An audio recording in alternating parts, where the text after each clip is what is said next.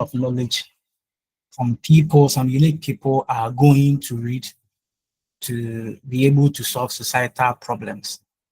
That is what we spoke about. Then when we're leaving, I promised you that we're going to look at a pattern or a structure that you need to follow to design a good curriculum. So at the end of the day, all of us are going to call ourselves curriculum experts, because if you leave us, we'll be able to do that.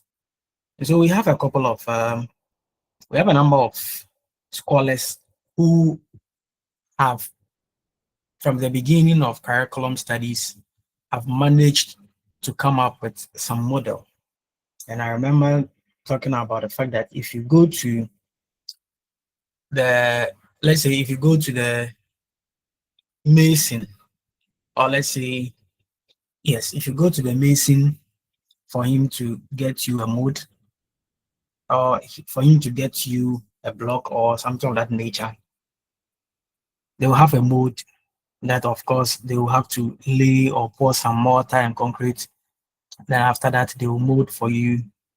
If you go to the goldsmith after melting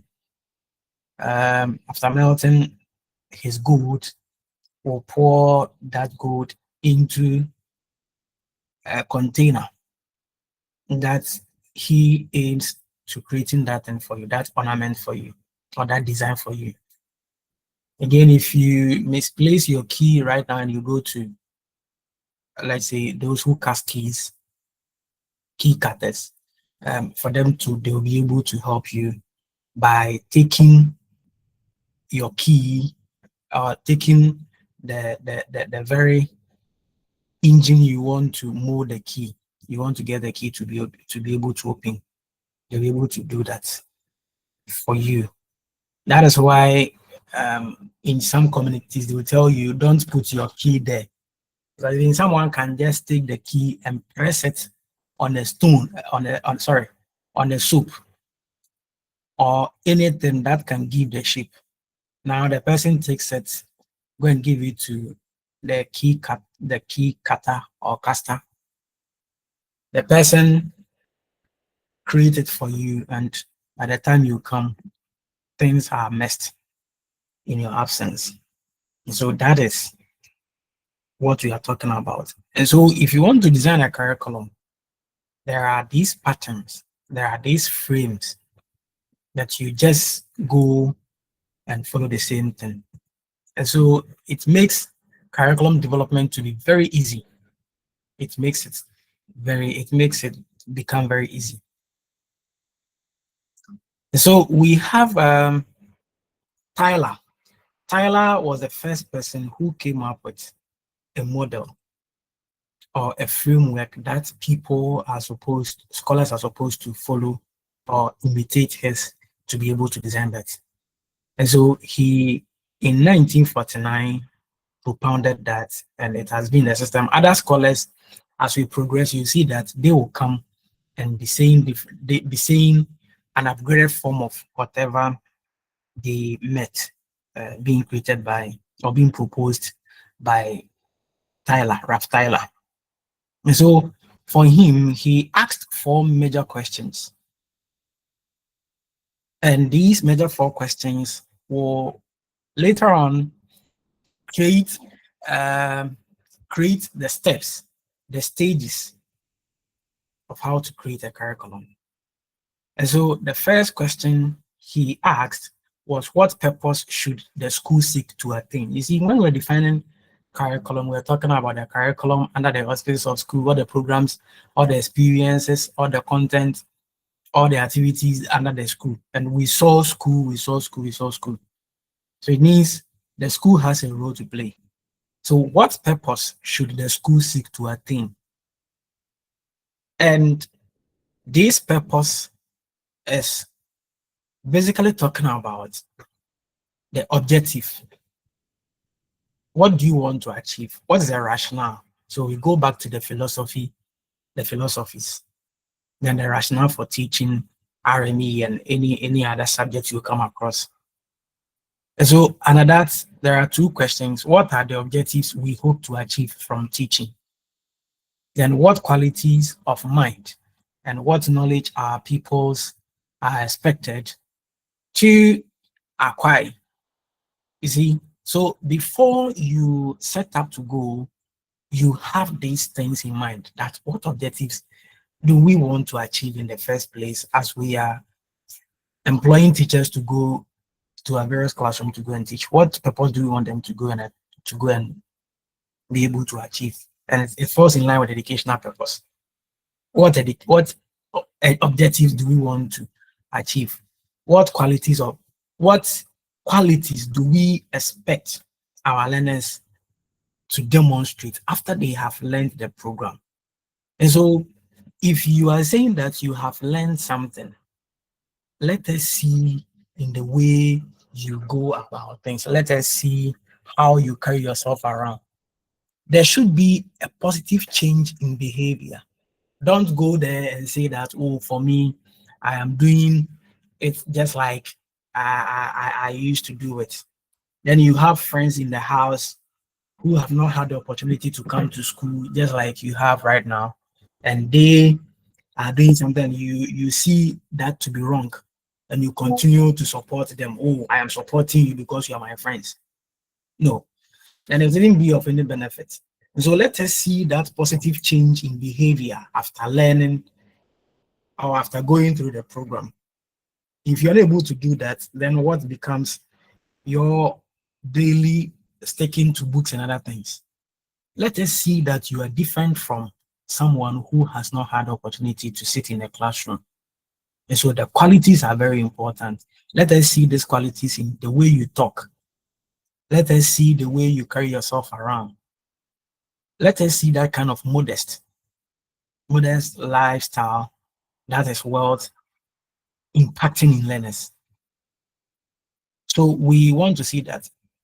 Then the second question is, what educational experiences, what subject matter, what activities, what program of work will best achieve this purpose? So always at the center or at the fulcrum, you have the purpose. That's the educational purpose you wish to achieve, that you want your people to be able to do at the end of the day. So we want our people to be able to speak in tongues. We want our people to be able to educate it to the extent that the moment they see dangers, they will be able to run away from such things. That is a full course.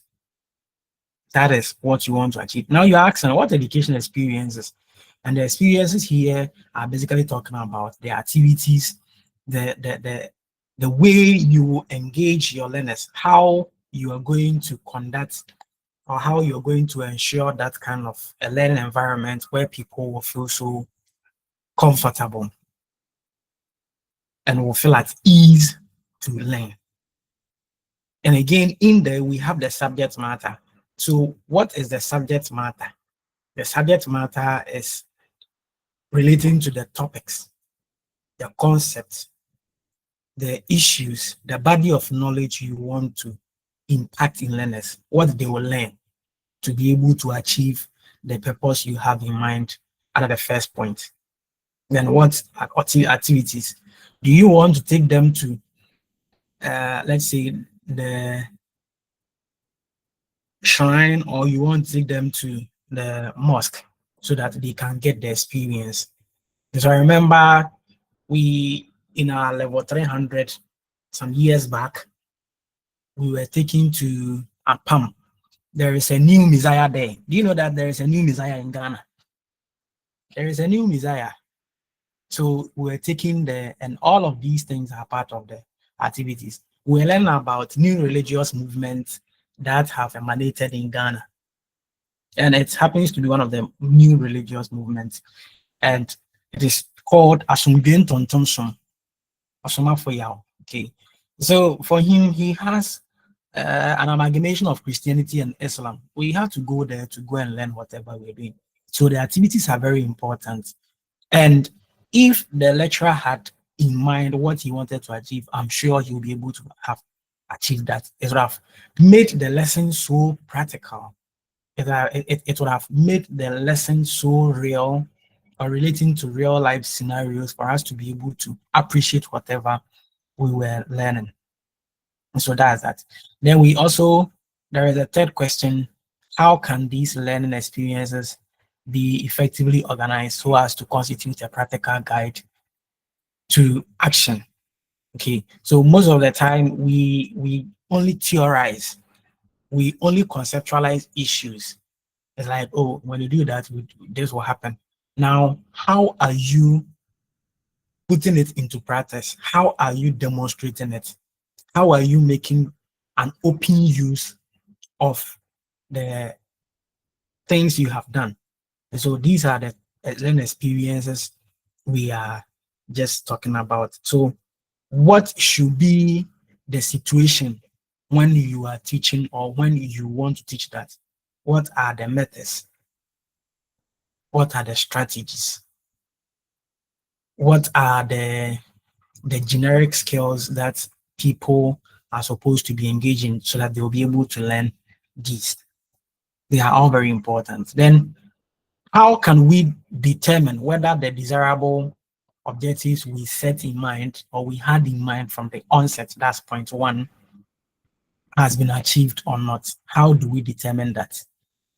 You see, so it is very important we let these things guide us. And what do you think this one talks about? The last point. What do you think it talks about? How do we determine whether the desirable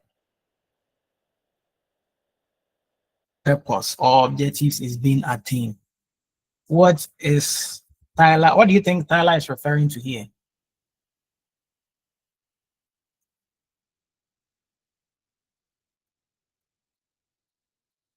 That's a point 4.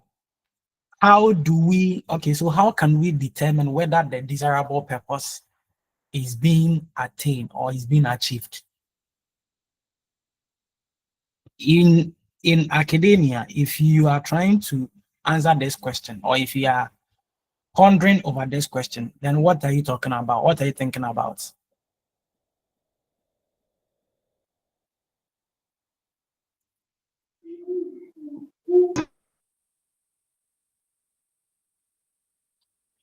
Who is talking? How can we determine whether the desirable purpose is being attained? So in academia, we have, okay, yes, Yaobuadu. But what's preventing you from talking? Say Yaobuadu.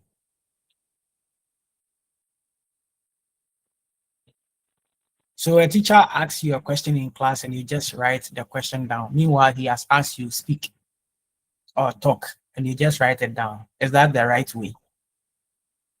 Yes, Sandra.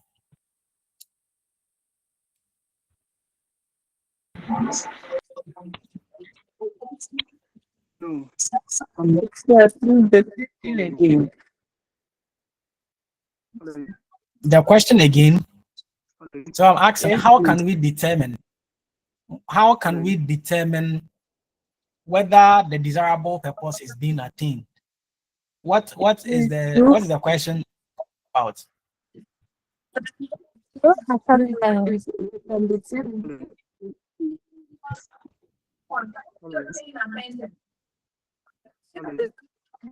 Hello. Yes, who is yes, Shadrach. Is it Shadrach? He's talking about evaluation techniques. He's talking about Yes. evaluation techniques. Good. Thank you so much. So this one is calling us. We need to think about evaluation. So how do we determine? We can only determine after we have tested or after we have given our students something to do for us to find out whether they have been able to achieve or understood whatever we wanted them to do. And so it's very important we ask ourselves this question. And in the course of developing the curriculum, you bring these things on board. You find the evaluation technique. And so you pick the RME curriculum, you pick the religious studies curriculum, you see that in all of these, they have ways of assessing the learners. And so you see that we have basically two forms of assessment, the formative and the summative. And the formative is what you do when the lesson is in progress. You do that to determine or find out whether the desirable purpose or the objective you set in mind is being achieved or not. And so for that one is in while you are having the lecture or while you are having the class, that's when you do it. And so just as I asked you right now, if I were to be marking, I would have given marks right now so that you know your score. Or let's say maybe next week or tomorrow. Oh, okay. So maybe let's say tomorrow or next week, I just tell you we are going to have a quiz. Okay, we are going to have a quiz. Meanwhile, we've not ended the lecture or we've not ended the course. That one is formative. Just to inform me, the lecturer, that whatever I am teaching you, you are getting them. Whatever I'm teaching you, you are okay with them. That is it. Then we have the summative. The summative, so like summary, and summary is done at the end of a write-up or anything like a recap. So summary, the summative one also calls for it causes for we evaluating the lesson after the program, after the lesson has ended. And so here we can talk about WASI, the BC, end of semester, of which the moment you are done writing those exams, you are done with the course. If you don't get any resets, and resets are real, if you don't get any reset, you are done with the course. If you get a reset, if you don't learn and you get a reset, you come and pay. I don't know how much code pays, but for regular, they are paying 150 Ghana cedis. They pay 150. Some people can just sit down and wait, get about 6 courses. E. So you see elephant. Then their best grade, you see, oh, crap, see. It's not the best. They will just wait. So someone will tell you, oh, for me, I only want to get an E. A D. You see, someone will go for prayers. Code is 250, 220. Oh, it's not good though. Some people have about 10. Some people have about 5 to write. Some people have that, and it's not the best. Don't be thinking about, I'm just going there to go and write. I'm going to learn, and after that, I'll go and write receipts. It's not the best. It's not nice. Why is it that other people are able to do it? They're able to bend the night candle to do it, but then you, by the time you realize you are catching in a semester, you are catching about 3 E's. It's not the best, so you need to learn. So we do all of these things to determine whether the objectives or the purpose that were set have been achieved or are being achieved or not. That's what we do. And so when you collapse all these 4 questions, you see that they will serve as the foundation for raising 4 major areas that, in case you want to develop a curriculum, you need to look at. Of course, we evaluate curriculum, and you evaluate the curriculum after it has met its lifespan. And when do we say that it has met its lifespan? After the first batch, or after it has run its course, after the first batch have come out and you've now seen that, oh, this is the performance. So those who started the curriculum, they have come out. That is when you say that the curriculum has arrived or has met its span. Okay, and so we evaluate that. We evaluate the program. There are times you introduce a new program, then you say, okay, we are doing a pilot study. In the course of the pilot study, you try to find out if the objectives can be achieved. If you think they cannot be achieved, then you just go back into the program and make some amendments. If you get any phase that you think needs to be changed or needs to be amended, you just go there, then you try to make some arrangements to be changed for you. And so based on the 4 questions Tyler raised or he asked, he has given us 4 main phases that or steps that one needs to consider when developing a curriculum. And here the first one is the statement of objectives. So this one is relating to the educational objectives.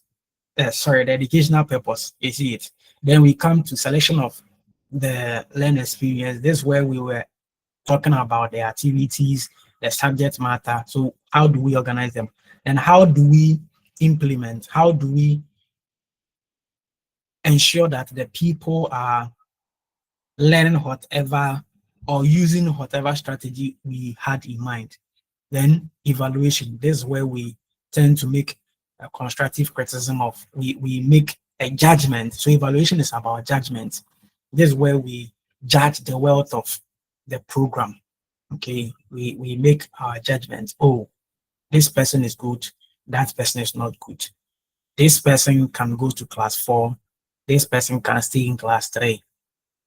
And these are the things they do.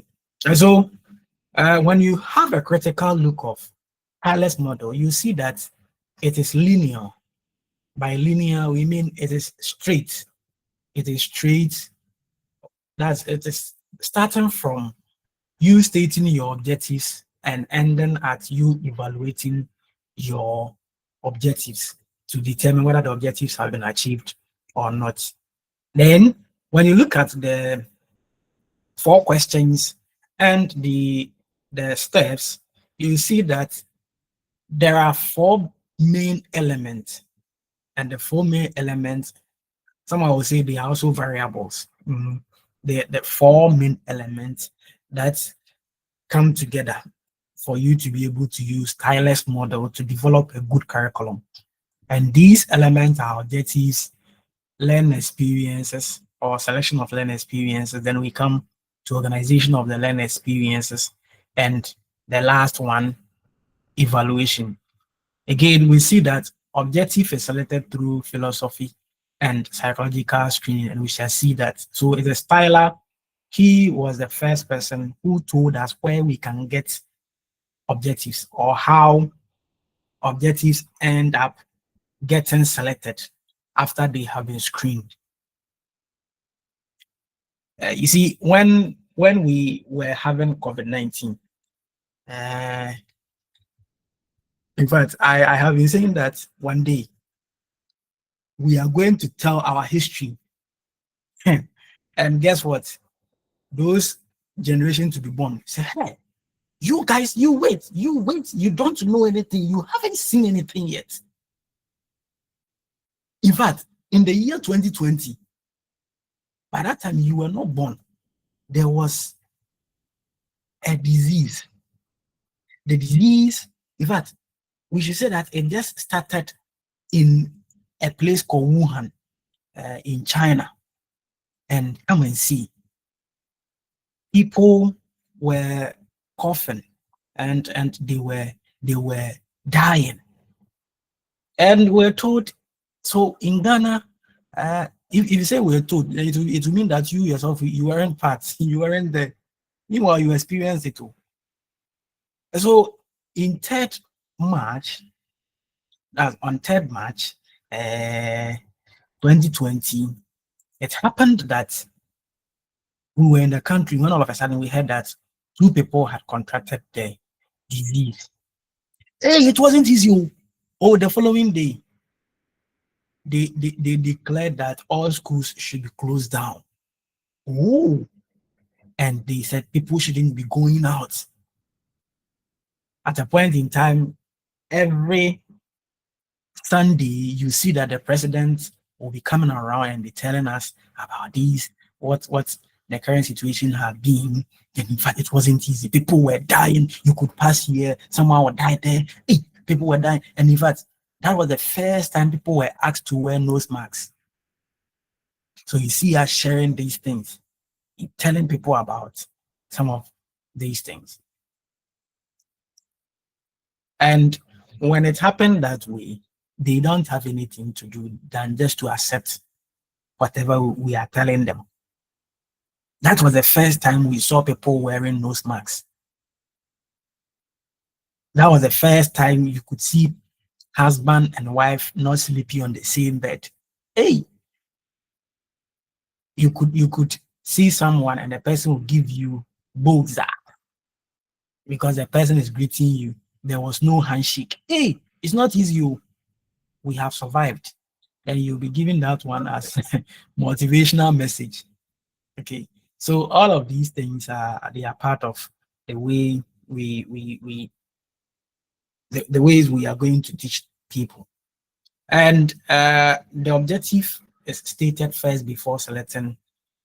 When you have a critical look, these are the things you can talk about, and evaluation is determined is to determine whether the objectives or whether the educational purpose you stated from the onset has been achieved or not, and what do you need to do. And evaluation also comes at the end of that. So that is what we have now. Scholars, because they were trying to come up with their own ideas, because they are trying to come up with their own models, they've tried to level some criticisms against Ralph Tyler's model. So it's like right now we are here in case you are a guy and you have seen that beautiful lady and you want to propose, but then you know one guy who is also closer to, or who is also trying to win the lady. You see what you can do there.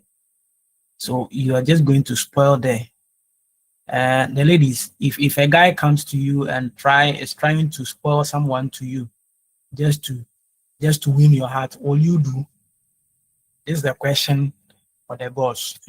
But we shall come because you have experiences in such things. So you see this person, oh, he's not anyone. Don't mind him at all. Don't mind him. For him, he doesn't have any work to do. He only begs people for food. While we are going to work, he will be sleeping. In fact, he's stingy. When he sleeps, you see that water from his mouth. Oh, just trying to spoil the guy so that you can get your way. So in the same scenario, you see that those scholars who were also trying to come up with their own models or try to say some bad things about the model to be able to come up with this. So after the guy has spoiled he now expects, so you accept me. When you accept me, I'll buy you a car. In fact, we shall go for holiday every weekend, or let's say every month, we shall go for vacation on top of the Greenwich Meridian or the Gulf of Guinea. We shall go there too. We shall go there and enjoy. Hey, so many promises. Oh, you see, the sea there is mine. The sea, the sea that you see when you go to Accra, Christianburg, it is mine. Yes, the mountains, at how do you call it? The mountains at this place, Eastern region, they are all mine. In fact, Afajato is yours, right? Afajato is yours, right? Yes, sir. Yes, sir. Afajato, wow, Afajato is yours. In fact, when you go to the chief that when you go to how do you call it? Oh, Menchia Palace, all the boys there, all the guys there, they are mine. In fact, Otunfo was my classmate. Hey, just to get one lady. So you'll be saying all sorts of things. People have been saying a lot of things. People have been saying a lot of things just together. So one of the things the scholars have said about IELTS model is that it is too simplistic in the sense that evaluation is done at the end of the entire program. And so they see that to be a problem, that we are in a classroom. I will not test you. I will not do anything. We will not do any test to be able to see how much we are learning or how well we are learning. Then we wait maybe in 3 semesters. Sorry, in four months, we will not do any test for us to know how well we are learning. You, the teacher, you don't do that to know how the students are learning. The students also need to know whether they are learning or not, so that they will now strategize their learning strategies. And you are not doing such a thing, but you rather wait when you are done with everything. That is when you say that today I am going to evaluate all of you. So that is not the best. The problem is evaluation should be done at all the stages. The moment you bring something on board, let us see. Even if you are setting the objectives, try to evaluate it and find out, will this meet the interests and aspirations of the learners? Will this help me get what I want to do? Is this what the society wants to be done? But they will not do it that way. Evaluation here is done at the end. And so if there will be any mayhem, the mayhem or skirmish might have been caused. The confusion might have been caused very long time ago. You wouldn't have identified those problems because you didn't evaluate. You didn't have the time and the zeal to evaluate the learners or evaluate the learning. And that is not the best. So it is a criticism that has been leveled against the model. Again, the model depicts that the curriculum process is static and it is not continuous. So people see that there should be some kind of flexibility. It shouldn't be at one stage. So the moment you move from objectives, you are just coming straight away to selecting your learning objectives. It shouldn't, it's like static. There should be a flair. You should be able to go do certain things. Maybe you are interested or you have knowledge in selecting the content, and all of a sudden you say, oh, for me, let me select the activities. Meanwhile, you know you are stuck when it comes to selecting the activities. So why don't you move straight away to talk about the content? After you have done with that, then you come, by that time you would have brainstormed and come up with some ideas to go about selecting the activities. So it's not the best. That's how they see it, because they're saying that curriculum process in itself must be continuous and involving systems. It's evolving. So it keeps on adding things as people progress to learn. It needs to also be dynamic, but it shouldn't be static.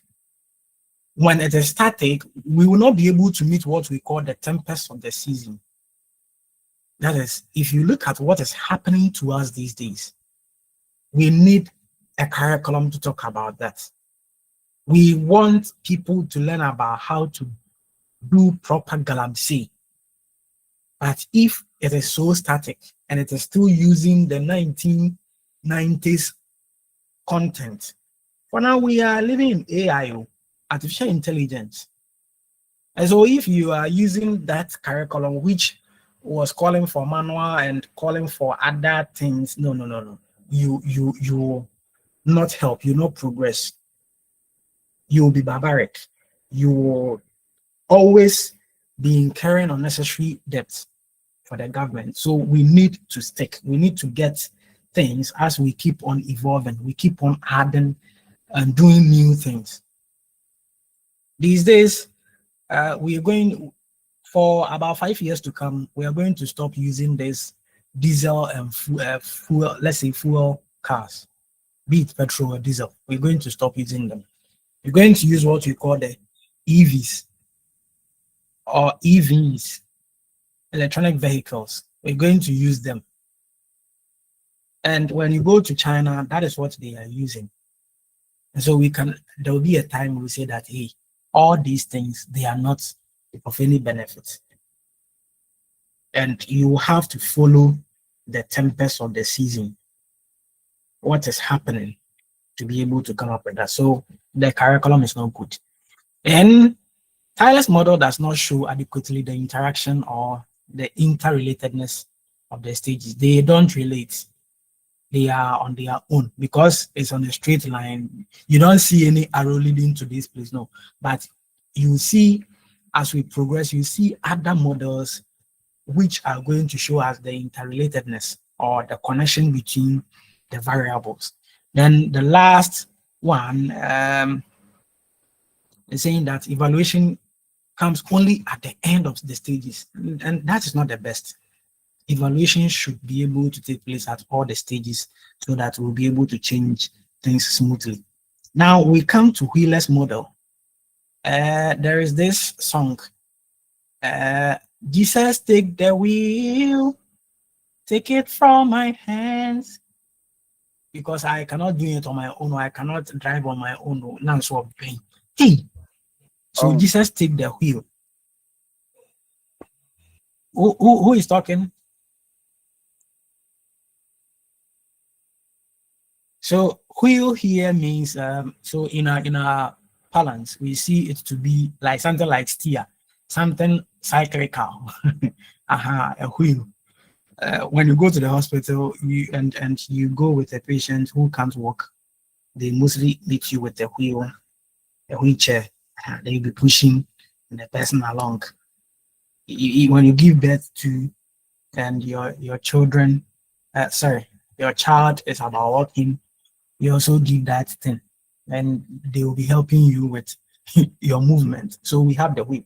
And so here, wheel is that cyclical object or a cyclical in nature. If you don't know a wheel, you look at car tire. The car tire. That is how this model looks like. And so this model was named after a man called Wheeler. And of course, his model too is like a wheel. It's like a steer, or it's like a tie. That when you look at his model, you see that there are 5 steps. How many steps did Tyler have? How many steps? 4. 4 steps. Good. You have done well. So Wheeler has 5. Wheeler has aims, which is the same as statement of objectives, or selection of objectives. Then, so he has aims, goals, and objectives. These are different. Aim is different from goal, and goal is different from objectives or objective.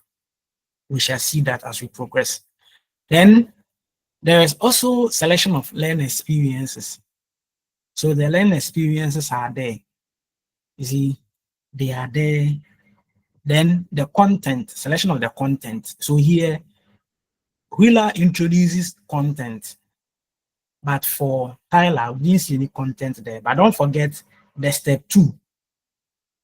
The step 2, that's selection of learn experiences, contains the content. It contains the content. Then here he organizes and integrates. So integrate means we are putting them together. So this is where the curriculum developer tries to merge the content. Oh,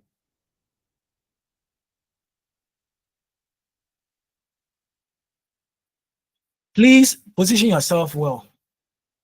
Please position yourself well. And where we've gotten to, in fact, if I should say I am ending it, I don't know how we're going to do it.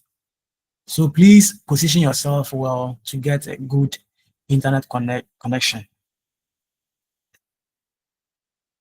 And so here we have learn experiences and content.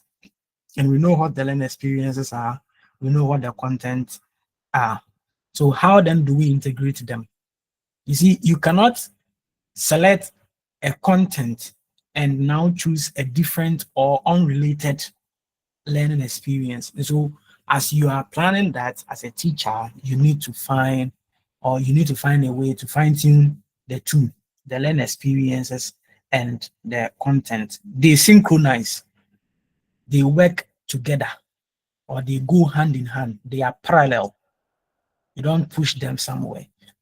Then the final stage is what we refer to as evaluation. And so this is the wheel. This is the wheel we are talking about. Jesus, take the wheel, take it from my hand. In fact, sometimes I was just walking somewhere and I heard that song, and the voice, it was singing. I loved it so much. And so please pardon me if the voice is not good and the, how do you call it, the song too is not sweet.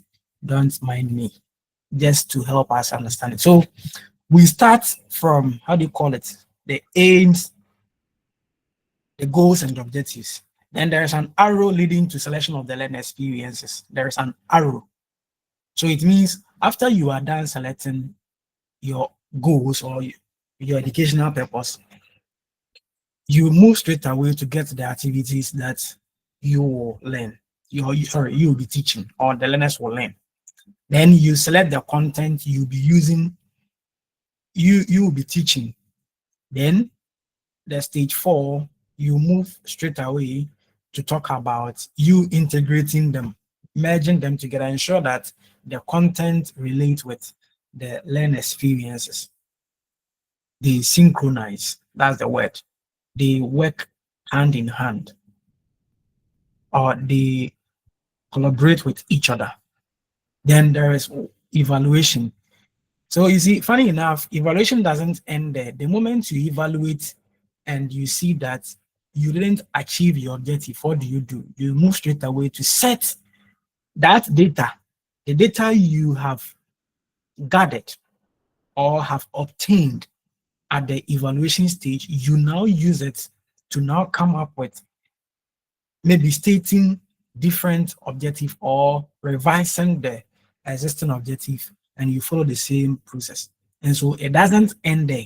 For this model, it doesn't end. Unlike Tyler's own, which after you started from selection of your objectives, then you've ended the evaluation, that ends it. Here, when you evaluate and you see that you didn't achieve whatever you wanted to achieve, you now come up with a new strategy. So it's like a guy who has proposed to a lady and the lady has now rejected the guy. But because the guy likes the lady so much, he will try to go back, then find some different ways, find different lines, change his appearance, and come and do that. We see some of this in movies. Some time ago, I was watching Santo, some of the cantata, and the guy came with the intention of coming to marry, I think, Acrobato's daughter, but Acrobato was jealous. He was so jealous and now wanted to punish the lady. And so he said, "No, I'll not give you the guy."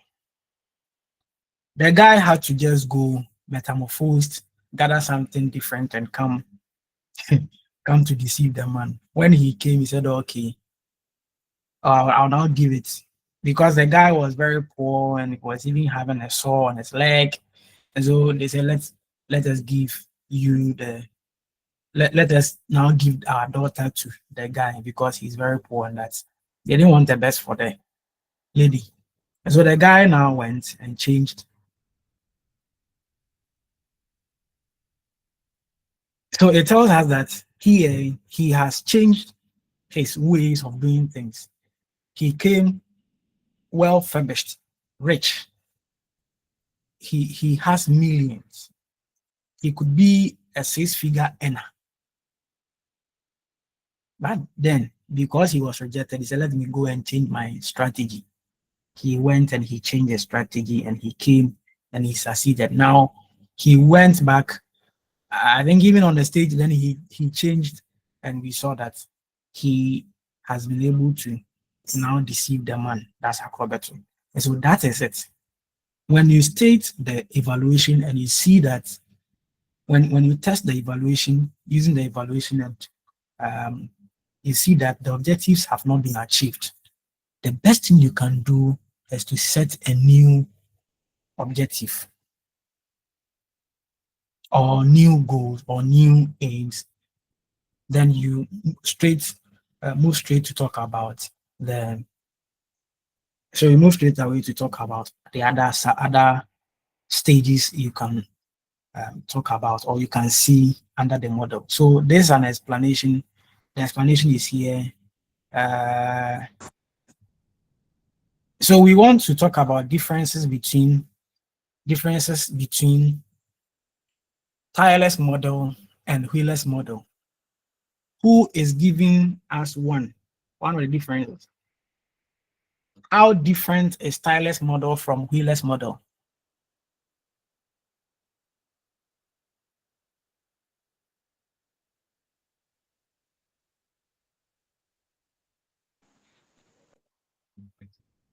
Okay, whose hand is up? Moses. Yes, my lord. Moses. Yes, my lord. Wheeler has 5 face, but Tyler has 4. That's amazing. Clap for him, clap for him, clap for him. You have done well, you have done well. You have done well. Who else? Sir, Yes, madam. please, with the tireless honor, Taylor, it hello? ends at evaluation, but Hello? with wheelless honor, from evaluation, you Sir? go back to objective. If you your expectation is not being met, you go back to observation, Wow. objectives, and start again. Wow. Clap for him, clap for her, clap for her, clap for her, clap for her. Wow. Okay, so who else? Who else is giving us another point? For stylist on his application. Hello, sir. Hello? It's, hello? Well, Please raise your hand. Madam Emanuela. Yes, please. We can now hear you well. What I was saying was that silent one was in a linear form, whilst the healers one was in a circular form. Okay, cyclical. Good. Clap for her, clap for her, clap for her, clap for her. Right. That's good. Who else is talking? Who else is talking? All right, so you have all done well. You've said that. Now, another thing we see here is that so for wheelers model, it shows that kind of interrelatedness, how the other phases are related to each other. Of course, for Tyler, his was in a straight line or linear. His was linear, and so all of you have done well. Now, we want to come to Taba, Hilda Taba. Hilda Taba said something about the curriculum. That is a way of preparing the youth to participate for the society's development. That's what he said. And so she has also given us a model, Hilda Taba. For this one, she was a lady, and she happened to be a student of Tyler. of Tyler. And don't forget, I said Tyler was the one who propounded his theory. He was the first person to propound. In which year did he do that? In which year did he do or propound his theory or model? 1947. 1947, good. And look at Hilda Taba. Hilda Taba's was in 1962. Yes, sir. That is after some decades. Sorry, let's see. Yeah, a decade. After a decade, Taba came in to propound her model. And for her, she came up with 7 steps that you need to follow to develop a good curriculum. She started with diagnosis of needs, or what we call situational analysis. Situational analysis. So what is situational analysis? Situational analysis is done when you want to conduct a study, but then you move to the field to go and do some preliminary studies, to go and see what is happening on the ground before you can talk about it. And so it happens that you want to study a group of people, or you want to go and establish a business in an area. You go there to go and find out what businesses do exist. What are the businesses that do not exist? That is how it's being done. And so that is what Taba did. For her, she added situational analysis that before you can develop a good curriculum, education does not happen in a vacuum. It has an end you also want to achieve. And so if that is the case, go to the people or go to the background where you want to develop a curriculum for. Go and look out for the things they need. Their students are not able to read. Now I'm going to develop a curriculum that will help you students to be able to read. And so for the new first man, that's the man who developed the technology to be able to live within their environment successfully during the Sabbath era, the Sabbath curriculum. He studied the people and saw that for them, they needed skills that they could use to catch more fishes, be it adjane, or be it opoku, or any of the fishes. I'm saying fishes in the sense that there are classes. So it may be that you have tuna, you have catfish, you have mudfish. So when you have that varieties, you call them fishes. And when it happens that you have about 20, but all of them are tuna, you see 20 tuna fish, because they are the same category. When you read the Bible, you see there. It once happened that in the Bible, Jesus and his disciples were. Krishna analysis. Go to the grounds. We look for what the learners need before you start from meetings of objective.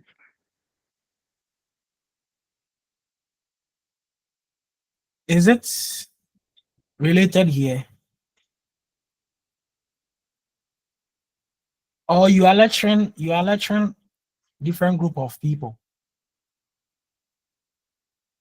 Who spoke?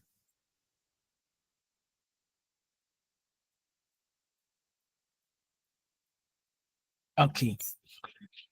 So we have formulation of objectives as the second stage. Then she comes. Now we are going to see an interchange. The interchange, there is a change. For Wheeler, we saw at the third stage where there was selection of content, but here we see that selection and organization of content, that's the fourth and third point, they come before selection and organization of learning experiences. So that's the slightest difference. And we also have organization of learning experiences. Then we have evaluation. Now for them, for Taba, she didn't talk about any organizational integration of content and learner experiences. But for her, what she did was select the content before you go and select the learner experiences. That's what she did. And so for Taba, she came up with 7 steps. And for her, she has what we call diagnosis of needs or needs diagnosis or situational analysis. That's what she proposed. So for Taba, situation analysis is the first step in designing a curriculum.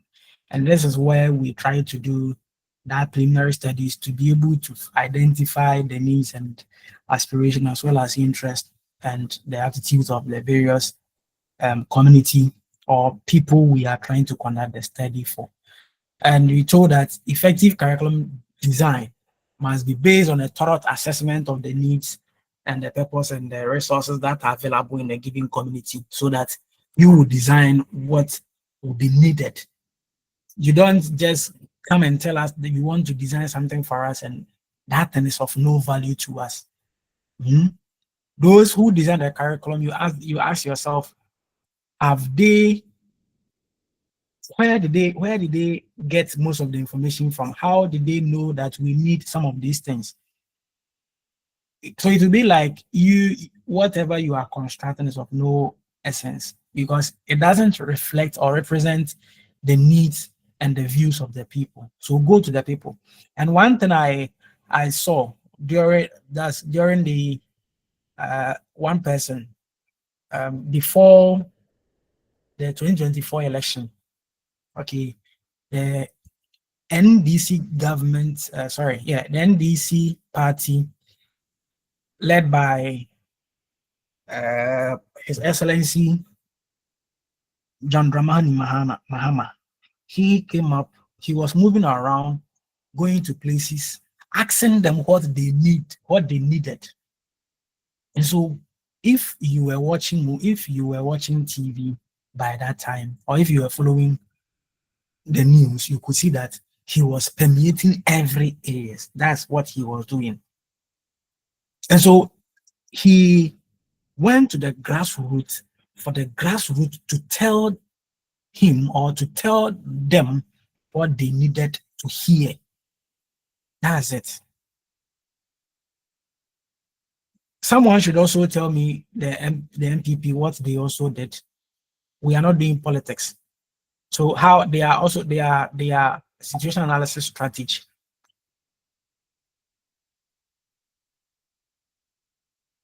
They were also going to places collecting data, right? Apo told us to vote for my. Pardon? Hello?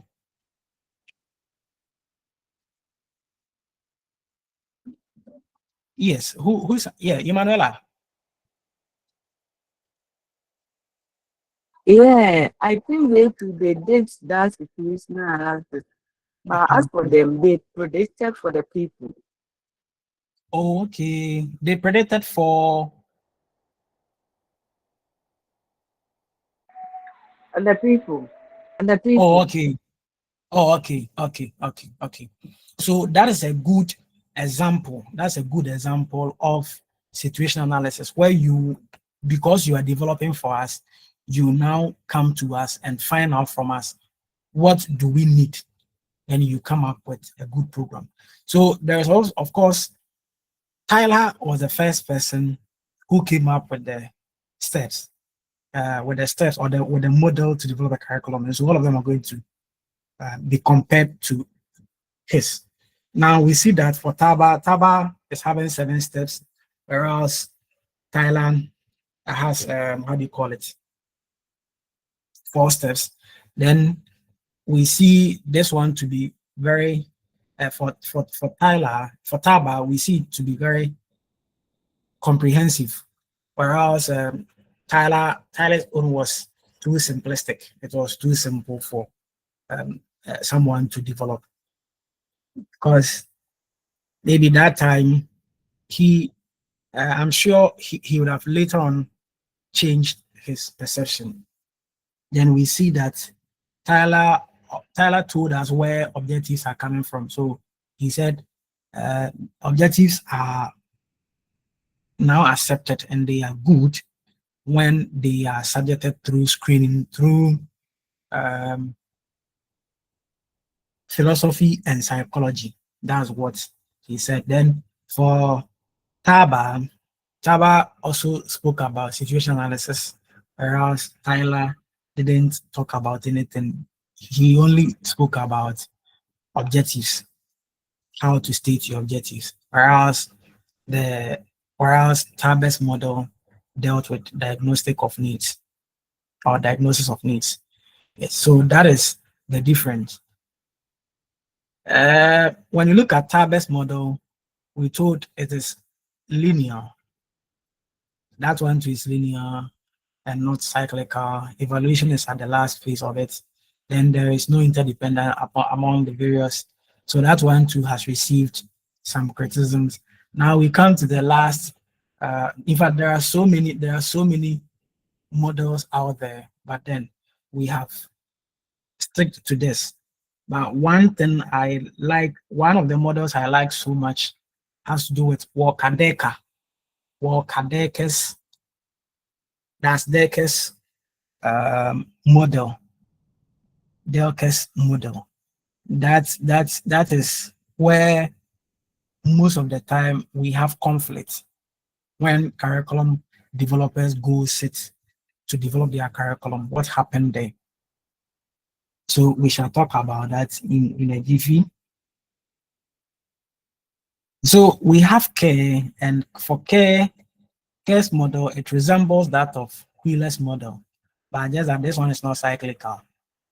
Wheeler's model, we saw 5 phases in there, and care's model, we are going to see that they are 4, but then they are interrelated. They connect each other. And here we have purpose or goal for care. He has purpose or goal. He has knowledge or content. Then he has learned experience. Then he has measurement. Measurement, what he refers to as what we refer to as evaluation. And so this is how his model looks like. This is how his looks like.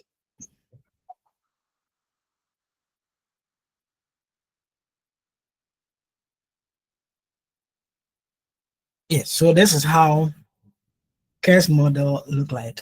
For him, unlike the other models we saw, this type you can start from anywhere. You can start from anywhere.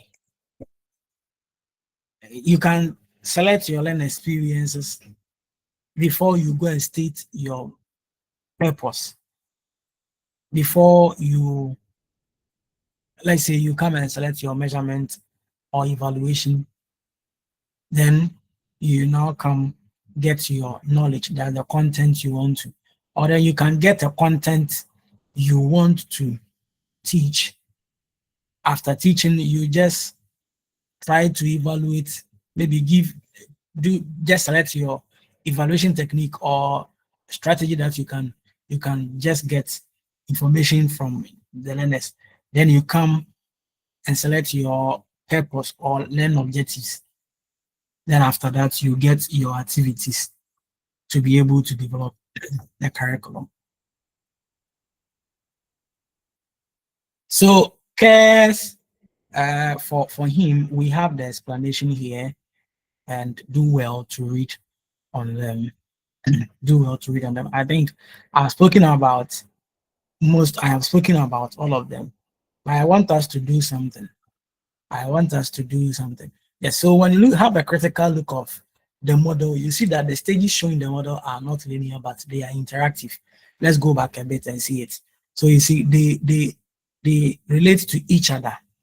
That's the interactive nature of the model. And it is not linear, it is not cyclical too.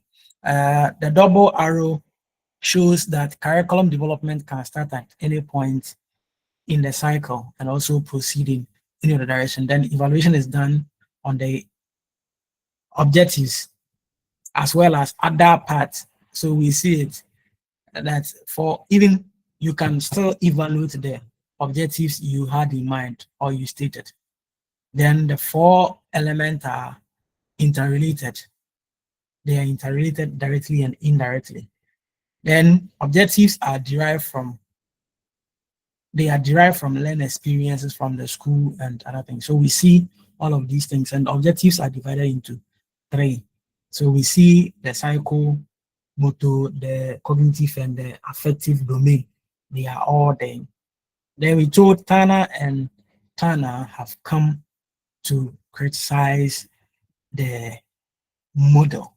They've come to criticize this person's model, EAS model. So it means they also have a model. If they have criticized it, then it means they have something better to give us. But one thing we want to talk about is the Walker-Deckers model. Walker-Deckers model. And that one shows us what actually happens when curriculum developers go by their activities. That is where we also see politics. Okay, that's where we also see proper politics when developing the curriculum. So for that one, it has three stages. We have what we call the platform stage. Then there is what we call the deliberation stage. Then the development stage or the design stage. At the design stage, that's where the curriculum is actually developed. And so the platform, this is where people are being called on. So it's like all of us are developers. All of us are developers in the curriculum development process. And all of us have been called to come. So at the platform stage, all of us are there. All of us are there. And that is where we identify the individuals. So if I know you, I'll call you. If I don't know you, my friend, go and find some place to sit. So that is what is happening. That is how come we'll be developing a curriculum, and those who are supposed to be called, those who are experts in the field, they will not be called to go and develop the curriculum. But rather those you know, those you think you relate better with, and you think they have some small knowledge or basic knowledge about the phenomenon under discussion, you invite them. Meanwhile, they are not experts on the field. So when you are done selecting the people for the platform, you now move into what we call the deliberation stage. The deliberation stage is where we are going to deliberate on the topics after we are done with brainstorming of ideas. And that is what we refer to, or we call as contestation of ideas. So people contest their ideas. That is where you see Emmanuel. Emmanuel will come in to tell you, Emmanuel will come in to tell you that, hey, Bote, how many books have you read? Then Michael Chineboa. Is it Chineboa or what? So Michael, you say, hey, how many books have you read? Who told you that this is the case? And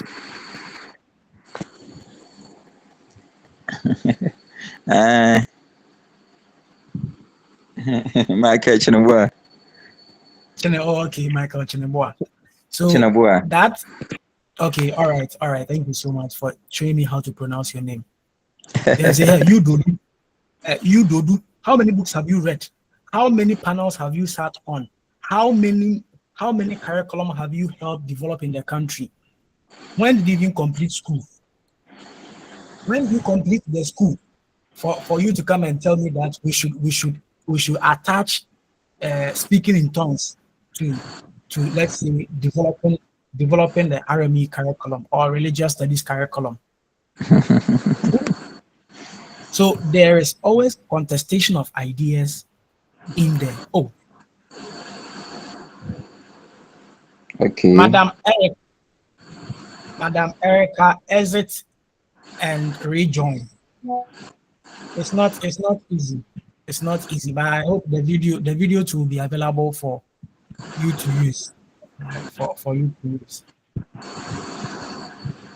So for when it happens that way, you see everyone screaming, "Oh, who is this?"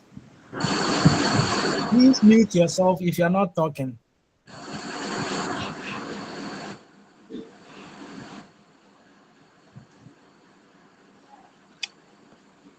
Okay. So when it happens this way, that is when you see that everyone is trying to battle out his or her ideas. That I know this and you don't know that. Who told you that? How many professors have you worked with? How many scholars have you read their books? How many conferences have you attended before? Have you presented a paper on subject like this before? Then they will tell you, have you written, have you published in a Scopus journal before? Have you published in an age or before? Hey, one question. And so they deliberate and insult themselves, talk about a whole lot of issues there. They talk about a whole lot of issues. They have a whole lot of discussion. That is where you see that some of them, by the time they will come out, then they are not in talking terms with each other because they've insulted themselves. Oh, I am very surprised. I am very surprised that you are saying this. So have you learned at all? Hey, which of the schools did you attend? This school. In fact, and there are some universities in this country, in these countries who hate hearing other people's name. They say, but yours is like KG. Yours is like primary school. The moment they mention some of them. So that's the beauty when it comes to the deliberation of the curriculum.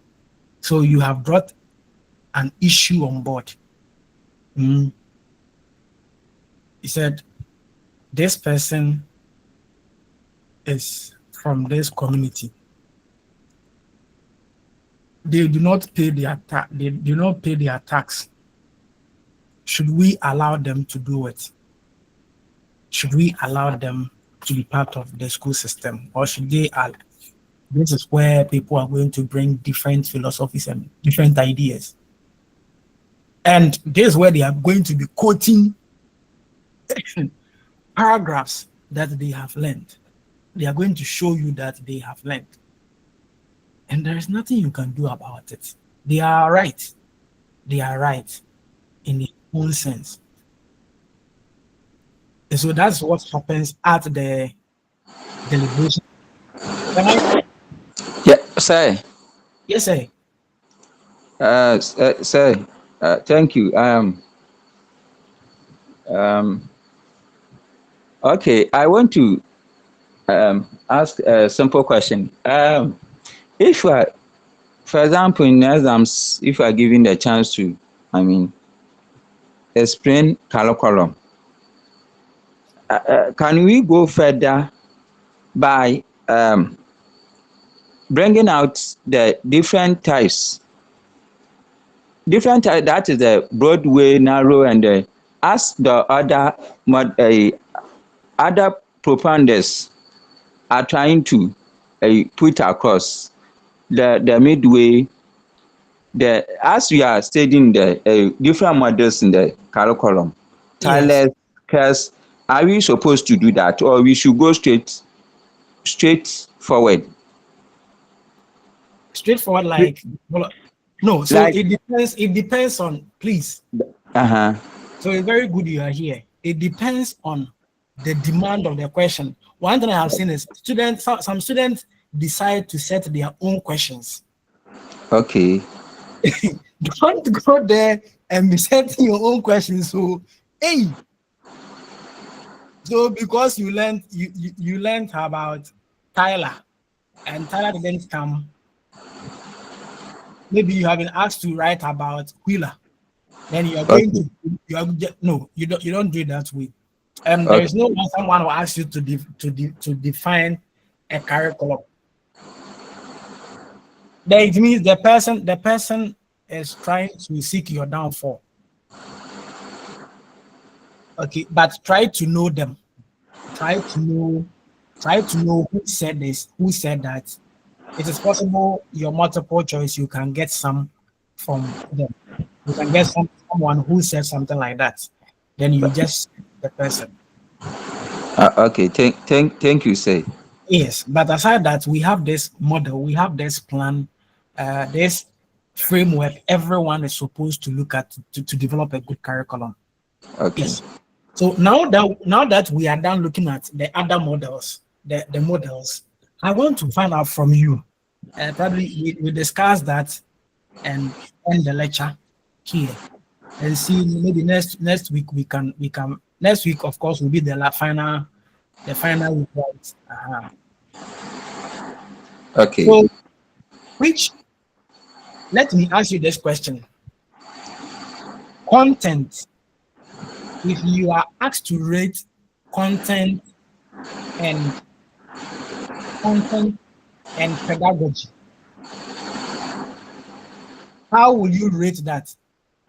Let's say over 100%. Divide the two. How will you rate them? So you have been asked content and pedagogy. Which one is the most important or the most important? Please, Mike, mute your throat. Will you give content 50% and pedagogy 50%, or you will give content 70, then maybe give pedagogy 30? What will you do? Which of them will you go for?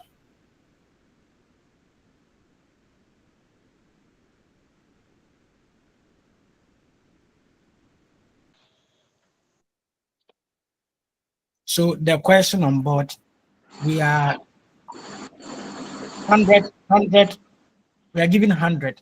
Okay, so Buadu is giving content 60. Then it means pedagogy will take 40. Emanuela.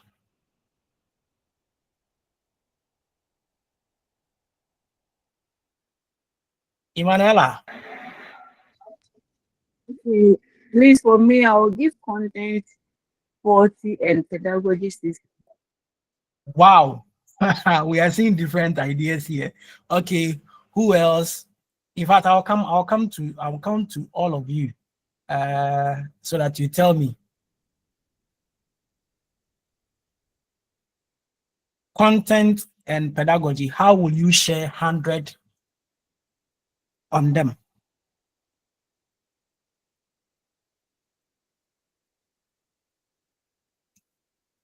Who is talking? Oh.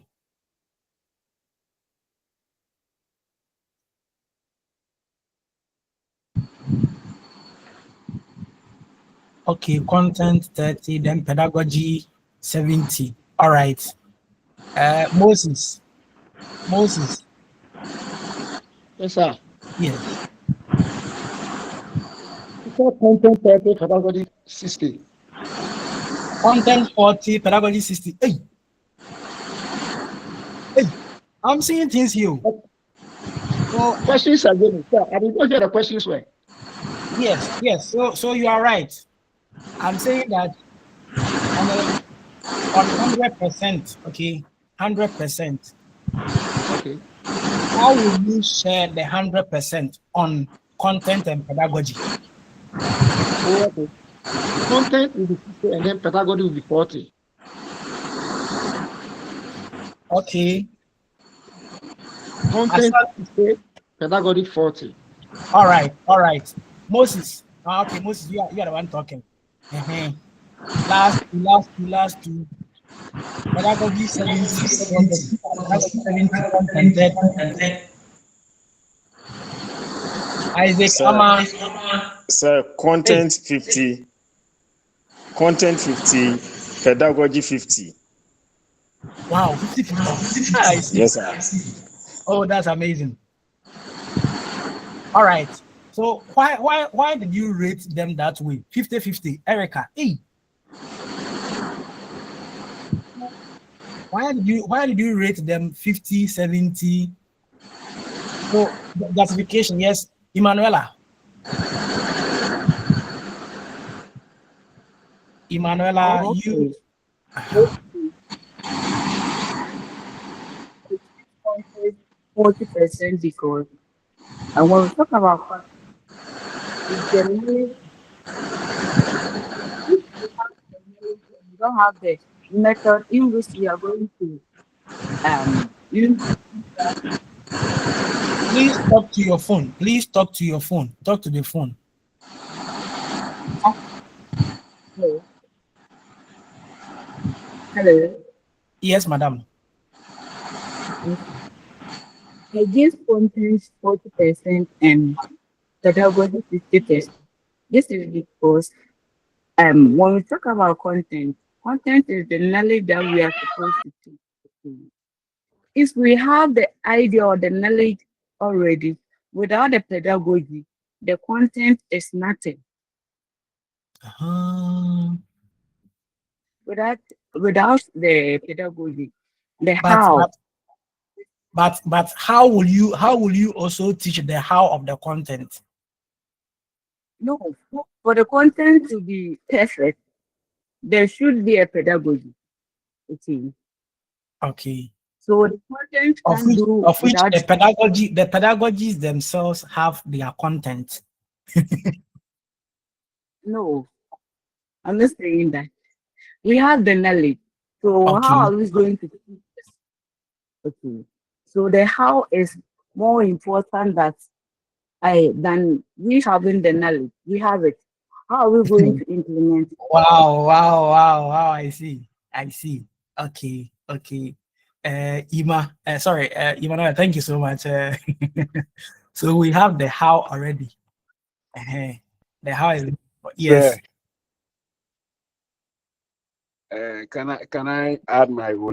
Yes, so add yours. By your Okay. body. Sir, I'll Your give body. them. Sir, I know sir will mention my name. Sir, I'll give content 50 and pedagogy 40 because Hey. in splitting it, this the knowledge. Sir, the content is knowing how to teach and teaching it effectively. And how the pedagogy also help you to adjust or how to exploit more in what you are teaching. So per this, I will give the content 60 and then the pedagogy 40. I see. Really? Yes, sir. Really? I see. Really? Yes, sir. Hey, so okay, you let me. Yes, madam. Please, I would give the content 40 Hey, and pedagogy 60. okay. Why are you saying that? Because, per my understanding, the content is what you teach, whilst the pedagogy is how you deliver the lesson. So Okay. if you are being given topics and then you don't deliver it well, I don't see the need for the content. Okay, I see. Do you side with them? What are you also saying? I saw you. In fact, you gave a point first. Okay, Safia too. Okay, sir, me, I would give the content 40 and give pedagogy 60. Why? Because the content is what you're teaching, the topics or the strands, and what's in there. Now, the pedagogy are the strategies you use in delivering your lesson. Sometimes, So the strategies way too. But you people you won't fight. What will you teach, or what will you say to teach the strategy, using the strategies? Say, Will you? that's what I'm saying for 60 now. If you have the content and you don't know how to go about it, you just come and read to the learners. But even if you just have the content and you have different strategies or different methodology to deliver it, the little thing you would say, the kids will grab the concept. Sometimes you have two teachers teaching the same thing and you realize that the one that knows what he is doing have different strategies or have the best approach in teaching it. You realize that the kids get the understanding more than the one that has the content. The person has the expertise or whatever, but how to deliver it is always a problem. We've had such experiences. So I think if you even have everything, all the TLRs and everything, you don't know how to go about it, learners will find difficulty in grabbing the whatever you want to give out. That's my contribution. That's how I see things. In fact, your ideas are brilliant. Your ideas are brilliant. Okay. So upon Emanuela. Okay, I would like to come again. So the content is. Oh, okay. So you are changing your stance now. you are convinced. I'm hammering that content is still 40 and pedagogy is still 60%. Okay. The content, yeah. The content provide us with let's say the content is the foundation and the pedagogy also enhances our understanding about the subject matter. That's what I want. Okay. So if you see people running to, let's say, PGD, for you in your case, let's say you are done with your first degree, but then you don't have education background. Which education background will give you the content? Are you saying such people they are wasting their time or what? Are you saying the content is the pedagogy is very important than that of the content? So someone will study, let's say, the program without any education or any ways of teaching. Now they are done and they realize, I want to go and teach. When I get any better job, then I stop. Such people, when you catch them, give them knocks. Just catch them and give them some unforgettable knocks. Okay, so I now Yaobuadu, you have something to say, my friend. Oh yeah, talk now.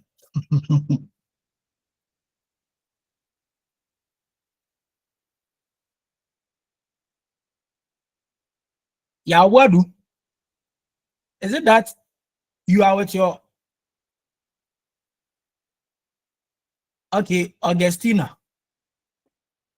Why is Augustina? Come and say English here. Someone say, come and speak 3 English. Come and tell us what you are telling us. Or they have all gone. So we are there. Hello, sir. Yeah, so it is an interactive class. Please stop the typing. Just I've given you the floor for you to. Hello. Yes. Hello. Yes, Yao. Okay. What I'm saying is that I disagree with those people who are saying that they'll give pedagogy 60 and content 40. Simply because if you don't have the content of the subject area that you are teaching or whatsoever, irrespective of the pedagogy that you use, we always need to remember that curriculum are developed purposely for or curriculum is for life. Let's put it in that terms, in a sense that we want to change a behavior at the end of the program. Yes. So pedagogy is right, but however, the content is needed most as compared to the pedagogy. Simply because teachers are being trained how to teach. Okay. Yes. Like the other time you were saying that religion has to be selected as a course simply because we need qualified person who are well endowed with the content. Yeah. So if the person is well endowed with the content, the little pedagogy will push the person to go, and the learners will have it in a simple terms. Okay. Yeah. Okay. So I disagree with them. That's brilliant. Rini, Boating. Sir. Hello. Yeah, what we can hear you. Please, I still stand with the pedagogy being 60 and then content being 40 because I think the content is. Hello. Yes, we are listening to you. I think the content is teacher-centered, whilst pedagogy is child-centered or learner-centered. Because when I think of the purpose of the content, it helps the teacher to get accurate understanding of the subject itself. Whilst the pedagogy, it helps learners to have effective and engaged learners to assess everything that they have to do. So the teacher has to use their strategies and all that to help the learner to get the concept. So if the teacher have the concept and then don't develop strategies for the learner to get it, I don't know the essence of the content itself. Okay. I don't know if. Okay. Thank you. Let me pick the last person. Augustina Asante. Sir, mine is a question. Though I want him for the pedagogy, but I have a question. If you are saying the content is really important, like comparing to the pedagogy, why is the need for in-service training, like teachers being asked to use different method?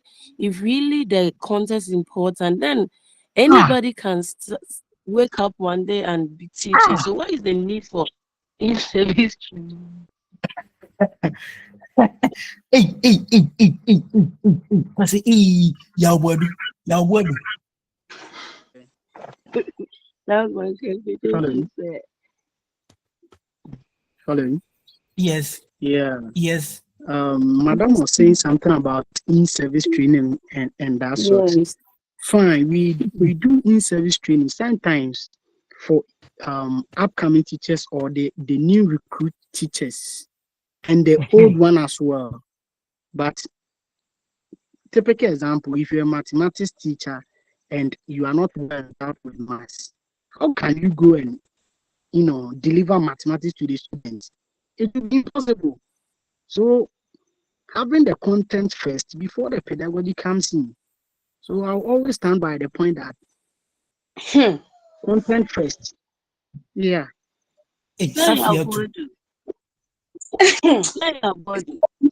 Don't forget that continuous learning can also shape someone to become better. If that is what you're saying, continuous learning can make someone better in a subject he or she might be lacking initially. So if you are saying because you don't have the knowledge or you are not well endowed with teaching a particular subject, for that reason you can't teach, I don't agree with you. I don't. Said Mr. Yao and everyone, sir, please. You see, this thing is not like we are debating, no. But I don't know for this, maybe Mr. Yao, Montessori school. Some of us that are from the MA, the teacher will come to the class, and then especially the math teachers. That's why I never like math. My math teacher is, I don't know if he normally always had to do baba and come and stand in the class. If you ask the teacher a question, or say, yeah, or not teacher no, he has the content in his head. Oh. He has mastery over the content. But how to go about it for him to teach you, sir? 2 plus 2 4. No, that is the issue. So If you don't have it's the only pedagogy, me. how do you pass on to the students? Okay, Yes. so So recently we went for a workshop. My school has been selected for one initiative that's called QCFLN, where they say that we should use the L1. There are different strategies they are bringing on board. And if I said that, I'm like, when we're in school, we learn so many strategies, so many the role plays and everything. But what they are bringing on board, no, you have the content knowledge. You have mastery of the content. But if you don't have the pedagogical knowledge to deliver the course, it will shock you that something as simple as 2 plus 2, you will find difficult to teach the kids to grab the concept. So pedagogy over everything. The Pedagogy teacher is will be very sweating. important in delivering a lesson. If you don't have Okay. strategies to help the learners understand, forget content. If not, Wow. a colleague who is from the university, and then every time he has to refer to those that are from the colleges of education, because some way, somehow, we went through the training. I'm not saying that those that are from the university do not have the training, no, but on one year education, and we that we went through it, and you can see that there's a vast difference because Anya say you arrive at this, but no, our content need do the book is there, the curriculum is there, you can do the research and everything, but how to deliver it is always an issue. Wow, that's amazing. That's amazing. In fact, I like the energy. I like the energy. Hey, then things are ahead of us. Things are ahead of us. So, those of us Yeah, in what junior said NG. you say supporting him. the pedagogy and the Oh, I'm not content, supporting anyone. I'm they not all help supporting in anyone. teaching them. Yeah, the content and the pedagogy, they all help in the teaching and learning process. Okay. So without the content, how can you execute your methods? And without the methods, how can you execute your content? Okay. So both of them, they work hand in hand. Hand in hand. Okay.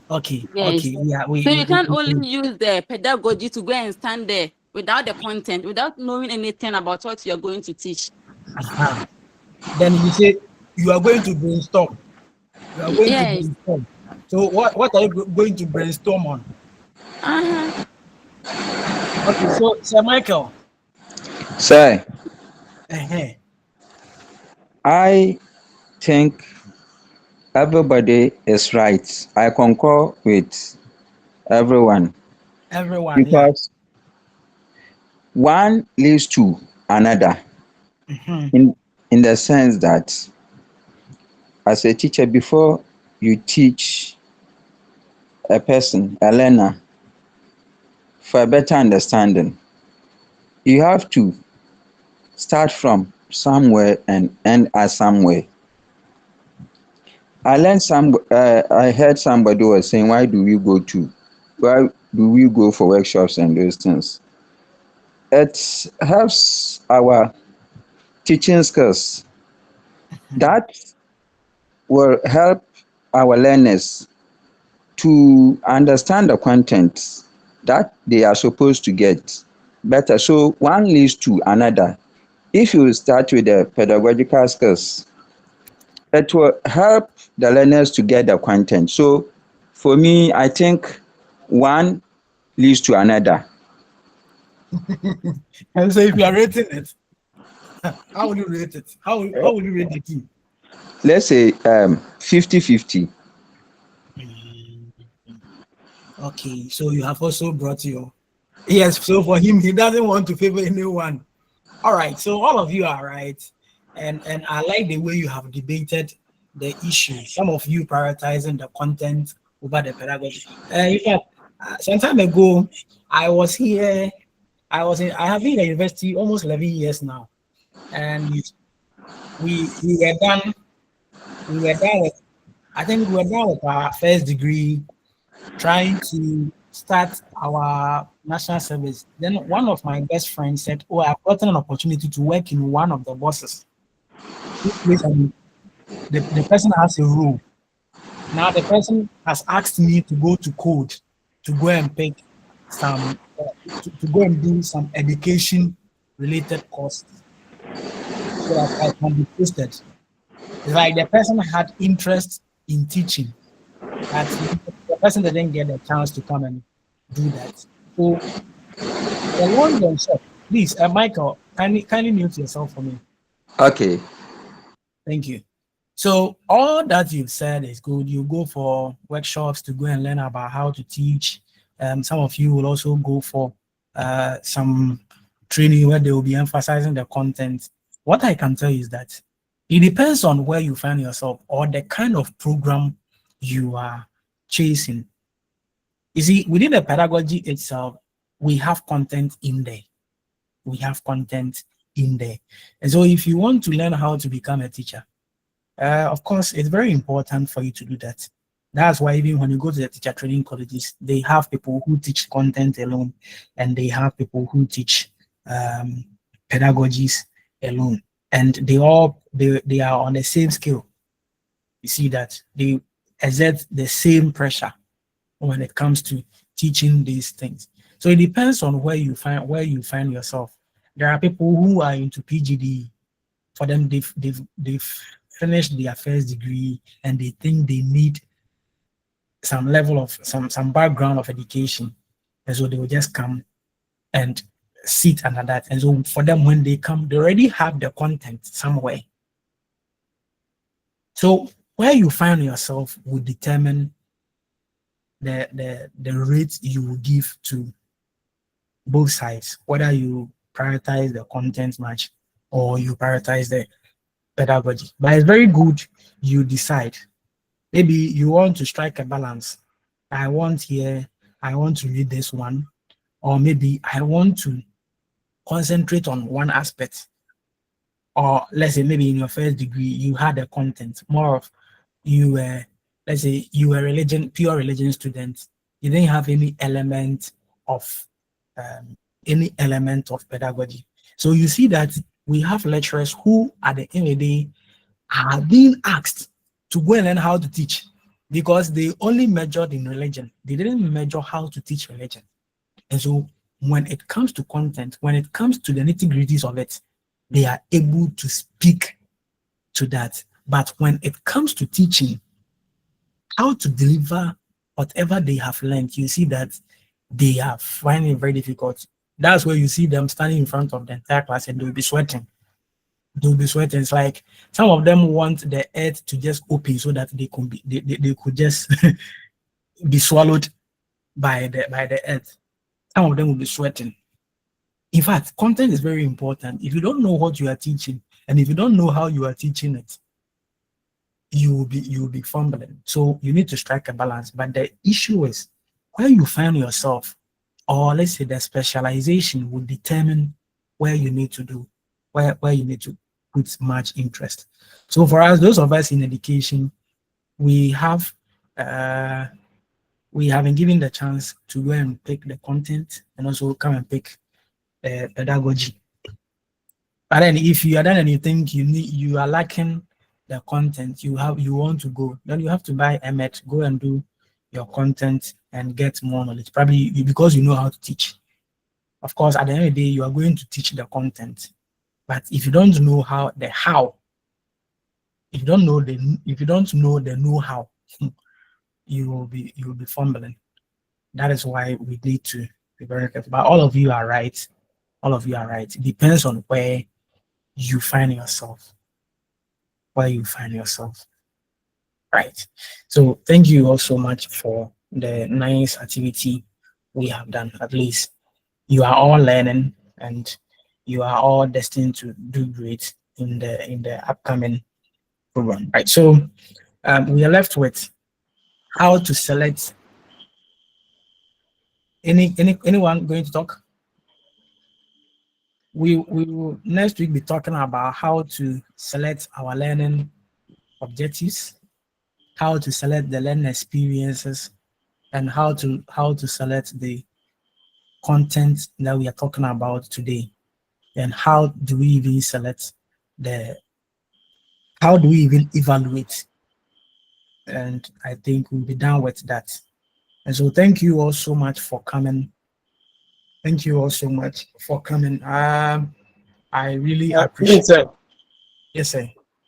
This I was out of coverage area. So even I don't know where we have reached. If you can help me so that I follow the model and then read Yes, so through. please, currently we are done with the models of curriculum development. Next week, God permits, we shall start looking at the ways to select the learning, the objectives, the learning experiences, and the content, and how to even evaluate that. Then you'll be done. I think in the methods of teaching RME or religious studies, that's where we shall look at some other salient components when it comes to this. All right. So are we done with the models? Yes, we are done with the models for today. Sir, please, can you do us a favor by posting the models in the page like you did today, other the theories? Other theories, which of the theories are you talking about, You please? sent this thing into the group. Can you please send the models, the slides? Oh, is it that you were not present when I sent it, or are you Yeah, religion magic? yeah. I was present, but my phone went off, so I couldn't follow the lesson. Oh, I have posted it, but I'll post it for the last time. Okay. I have given you, I think, if I give it to you today, it will be the third time I'm giving you the material. That's why I'm surprised. When someone, yes, it will appear like that we don't give you the handout. Meanwhile, I'm giving you. We are ending the lecture next week. Next week by now, we should have ended the lecture. And it's not that I'm not giving it to you. Do you get it, please? Okay. Okay. Yes. So by you, I'll push it All right. to you. I hope all of you are on the platform. Yes, sir. please. We are here. Okay. Yeah, here. The questionnaire to some of you have decided that you will not fail. Only 4 people. Look at the number here. Today, up to 33 people, 35 people came, and only 4 people. It's not nice. Oh, is there any questionnaires on it? Yes, a questionnaire online. Only 4 people. Thank you so much. Have a Did good you evening. put it on the general platform or? Hello, sir. Hello. Please. On What curriculum is that? platform. Because we've not Hello. seen anything. On a curriculum platform. Hello, sir. Yeah, I was asking that if you could do us a favor by giving us a past question for us to study. So, your lecturer, the one who is going to set your questions, he should also give you the past questions so that you go and study it. It's not that. It's not done. That's not the case. Oh, but I'm just pleading with you. Oh, but this one is never done anyway. Oh, say. Oh, sir, maybe you have some past questions. That's how I'm asking. Oh, Debbie. But you, the lecturer who is going to set the questions for you, you are telling the person that, sir, can you set past question? Can you give us? Oh no. Say like the previous one that they've done before. Yeah. Past questions, not the one that we are going to write. So we beg you. Hello. Hello. No. You just reflect on whatever you are saying. Hey. I don't get you. Yes, you're ready. Hello. So, yeah, so when you go to the UCC Pasco platform, it is under maintenance. So we are finding it very difficult to get some past questions over there. Oh, seniors, in fact, we have started well, but it seems you want to insult me. Oh no. Oh no, sir. Apart from that, do you go to different lecturers to tell them to give you past questions? that the one who is going to, and even if I want to go and repeat past question for you, I should give you that past question. I have not said that you shouldn't go and look for any past question, but don't come and tell me. In my entire career in the university education, I have not heard anyone asking a lecturer to give him or her past question. Please, it's not right. I am not saying don't go for past question, but semen I may set questions na me de amawa. Also me fa me past question na me fa ma. Na me am certain some from middle. What that doesn't make sense. It doesn't make sense to me. I'm not insulting anyone.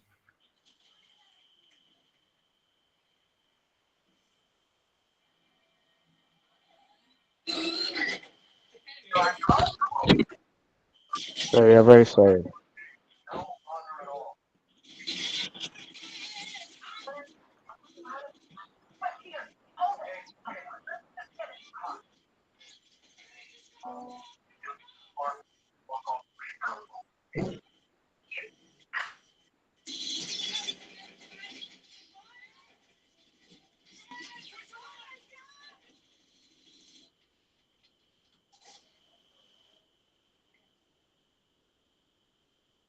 Just take Daddy and go. Just run.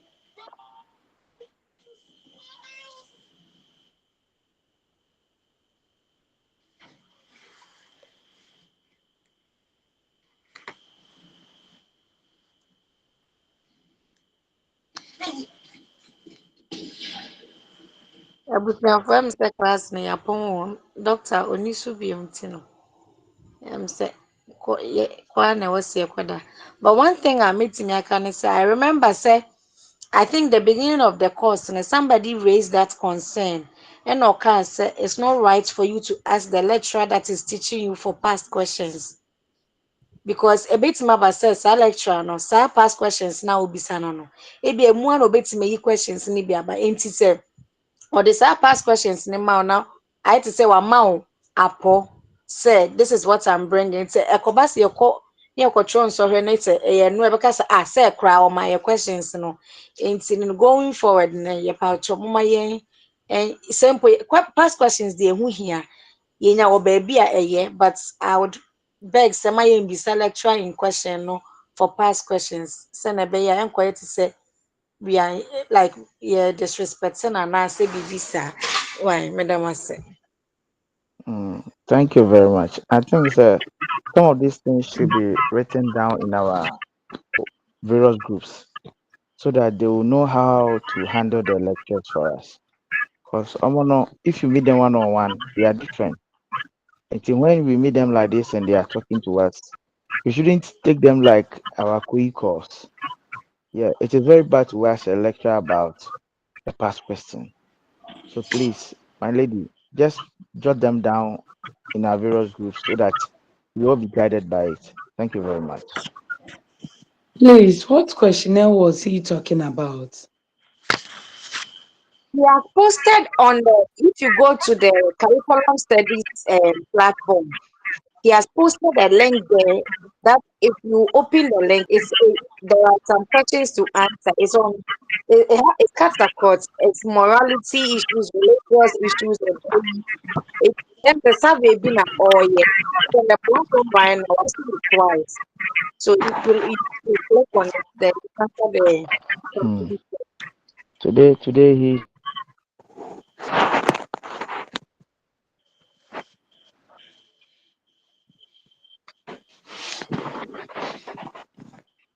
Okay. Enti na kyerɛ sɛ ɛnnɛ no yɛayɛ biribiara awie. Question bisa ne deɛ ayɛ sɛ yɛayɛ treaty models ne nyinaa awie o. Ɛnyɛ saa na ɛteɛ. Saa na ɛte o, we treat awie. Hey.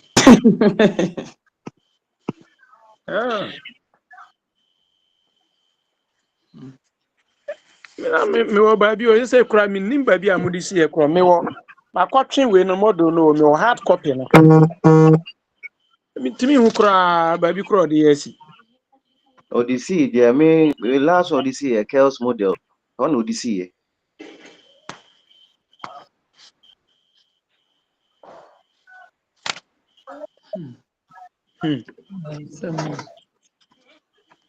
Kakra ebe. Yeah, some. Asem. Also, ODS case model. Hono, me who say slide na allow ke and could be me wa. Na kura na ka me pɛ your friend say unit no baabi a ebi ɔyɛ hɔ na me pa nso ntumi ankyerɛ. Isa ama ma confused. Na no saa me ba yɛ ma ntumi amfollow. Ɛna ɛnɛ so ade na yi me saa no me ba yɛ kura menim sɛ saa ɛwɔ so. Ɛbɛ na mo awi. Na saa mmerɛ na mo yɛ debate on content and then pedagogies no. Nti na mo ayɛ awi. Yeah, no why you. Me kwa me Eh, ba late mpo. No why you so they were not over to be sa question. Say me no. Oh, be ma obi asay. Na mu yi ya no. nti na me de tia na me tie bi. Mm. Deɛ me ba behu na yi no so na em sɛ na yɛ a critical look at the model shows that ɛna na ɛda so. Say if he no the na to so if he cares model no the to so no. Mm. Na we na is that Ne yɛ ha ya. mm. Hey, okay. Ɛna Who book no using a de aka slide kakra na? bi. Ah, Who using a slides na? me kɔ kɔtwe models no. Me kɔtwe models no ɛyɛ ne booklet. Ayɛ te sɛ pamphlet no.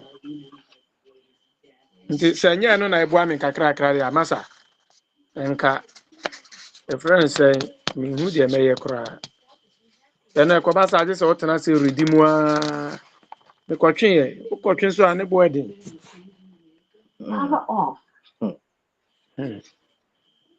Yeah. I remember why. Ɛnyame no paa. Na ɔkasa nɛ sɛ yi no yɛbɛyɛ ɛfrɛ no sɛn ɛm sɛ from there no kakra bi na aka o. See maybe next week oh. Na sɛ adeɛ no ankasa koraa no almost awie.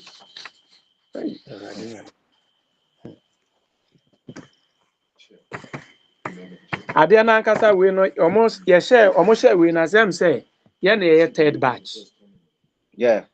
Yɛn na yɛyɛ third batch. Ɛna adeɛ no nso mostly no ɛnte sɛ first ayi no a yɛyɛyɛ a yɛtumi nya yɛfrɛ no sɛn quizzes ne hard copies ne wei no. Nso wei no yɛ online nom ne ade nti sɛ wopa a wobrɛ. Nti online na ọmụ kaasị ọmụ dị ọmụ bɛgu ọmụ library no sɛ library so bɛkɔ hwee no Wei ni hɔ. nti no dɛn na ọmụ pa akyɛ sɛn dɛn na ọmụ pa akyerɛ Ah. bɛkɔ library hwee no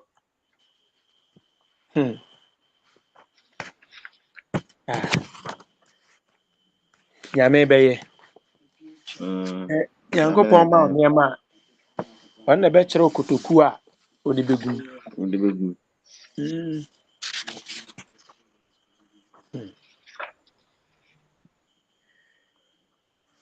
Okay, ɛne momma baeɛ.